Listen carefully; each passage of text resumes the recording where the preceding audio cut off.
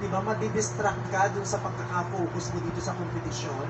So, anong ginawa mo para hindi ka tuluyang ma-discourage? Discourage tatlong hari here, I very beautiful talaga today. Oo, para hindi ka ma-discourage o hindi maapektuhan in a negative way ang iyong pag-prepare. Sinunod ko lang po yung quarantine days. And then, yung mga payo sa akin ng showtime staff. Sobrang salamat po talaga.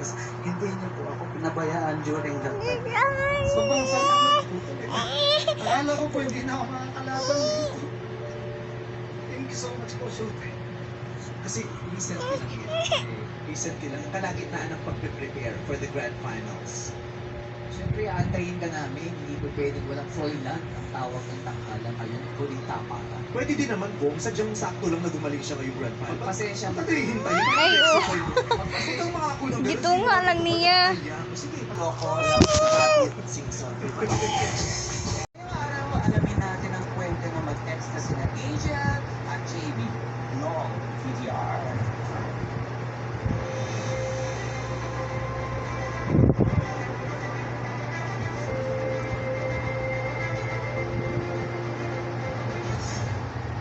Nalaman ko na lang na papuntis na pala siya ng iba. Hindi lahat ng pagmamahalan may forever.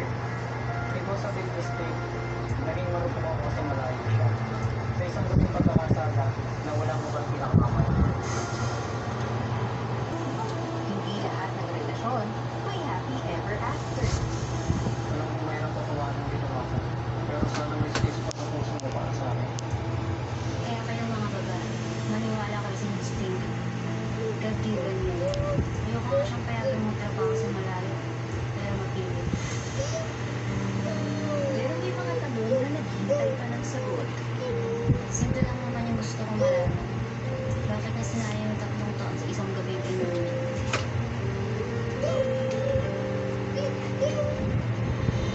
Ngayon papasok na ang Pasko at marami ng relasyon. Mayo lang yun siya mo. Dara po miya.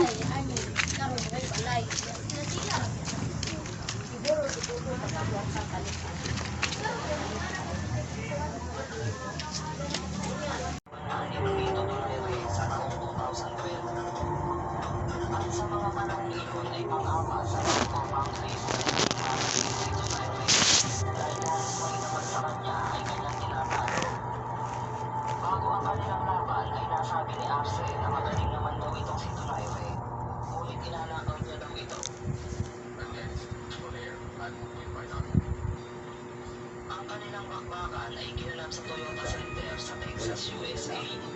As doon ay nakakataga ang sinulito doon ay Ray Duterte Vince, Marcos at 19 KO. Ay may record ng 61 wins, 6 losses. Baba, baba.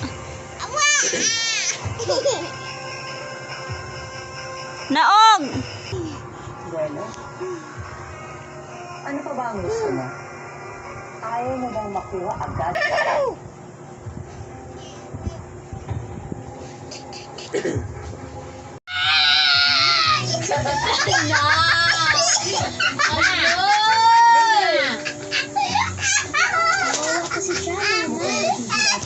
Tudlo, abo.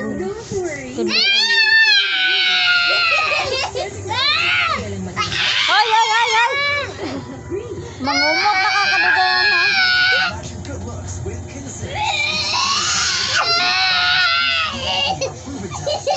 Daobo! Jojo Perez, habang si Dolo naman ay makakatunggali sa Oriental Mindoro Representative Doy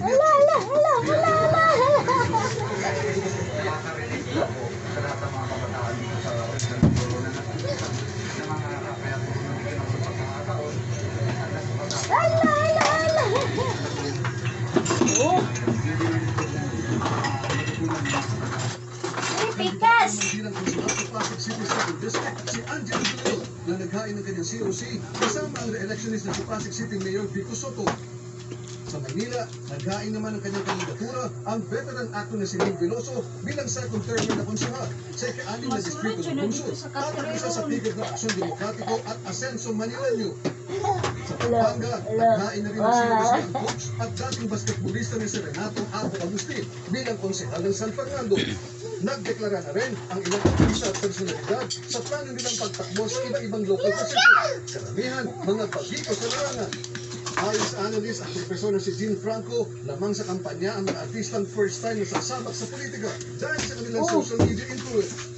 Pero pinaalala niyang hindi sapat ang ganda ng mukha. Lumang tugtugin na rin anya ang linyang gusto kong makatulong. Ayon kay Franco, mahirap din makipagtapatan sa mga nakausong opisyal sa nag-record niya ng magandang servisyo. Samantala sa ilalim ng Fair Election Act, lahat ng mga kandidato Sarad ikig kay magawas ang bula. sa media at showbiz sa panahon ng kampanya para maging patas ang Asa naman? Ingon! Mario Duque. Wala na. Ay, nagsabar! Didi ka? Didi ka?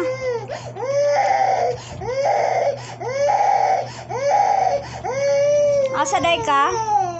Ah, didi, baby.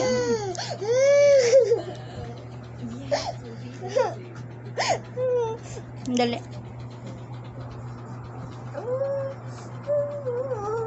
Ha? Didi? Didi ka, timpla tagatas? Ha, inom ka gatas?